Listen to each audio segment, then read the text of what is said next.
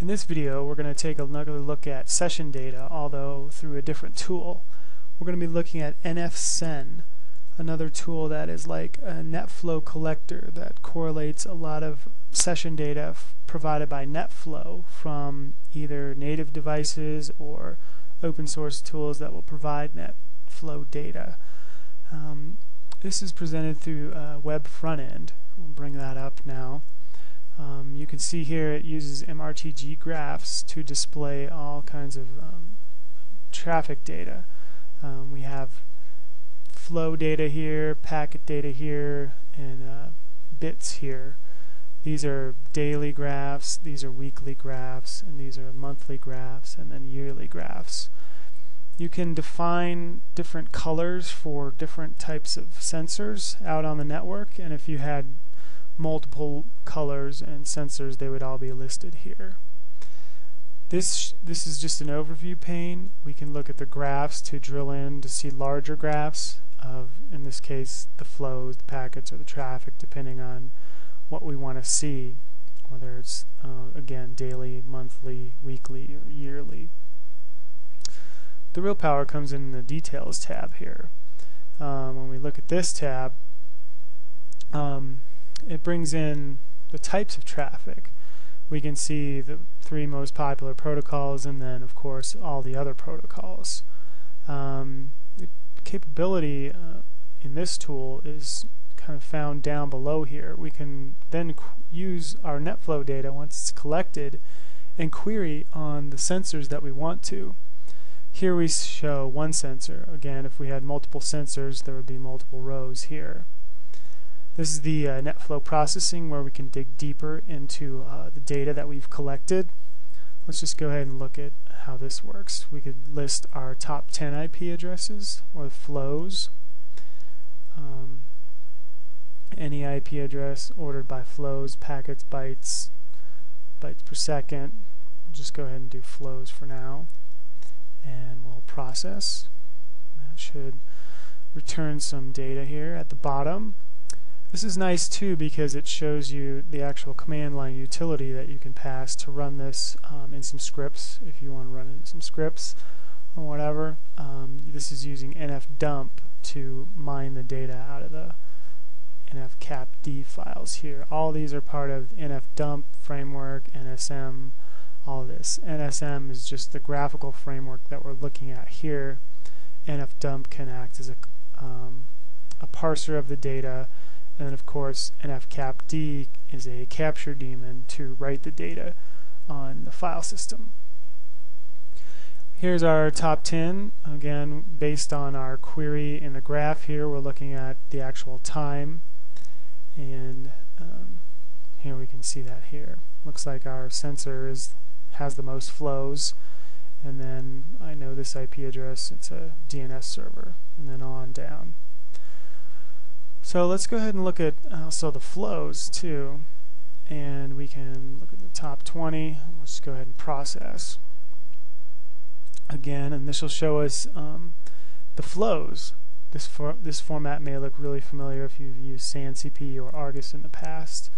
It shows your source IP, destination IP, flags, bytes, the number of flows, the number of packets.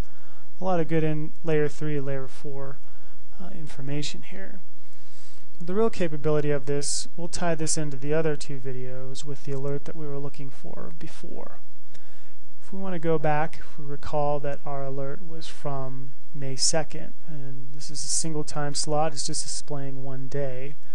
We can go ahead and go back, let's see, we'll have to go back a month here. And here we have our month.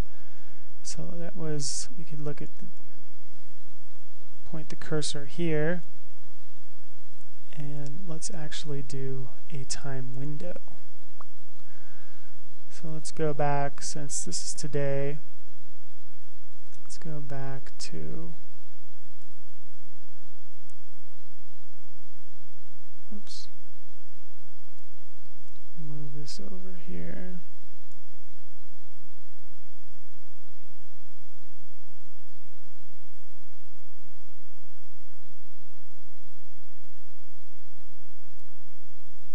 There we go.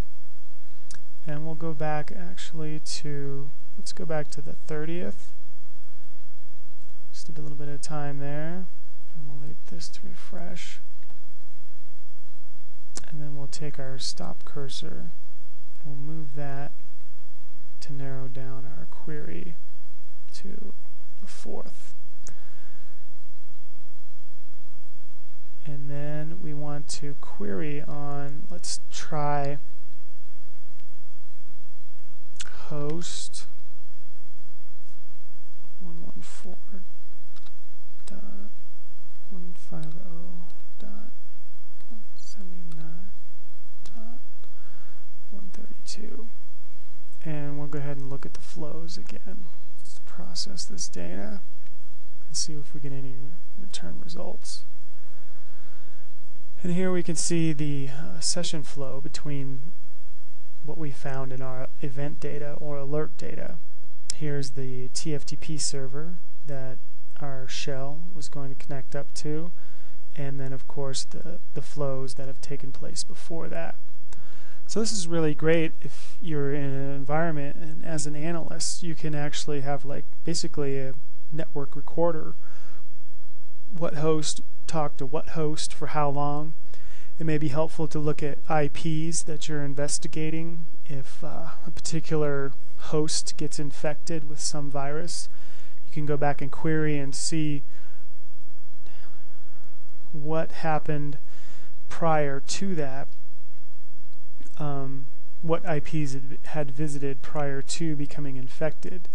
If you have all of your network time protocols set up on your network, all of the time should correlate, and you can have all the session data, all the packet data, and all the statistics that you would need in order to justify or present a valid case of what actually happened. So we'll go ahead and conclude this video. There's so many capabilities. I would encourage you all to install this and begin to use it to see what you can get out of it. And this filter section really makes it valuable in that you can mine the data once you have all of your NetFlow providers and collectors set up. Go ahead and stop the video.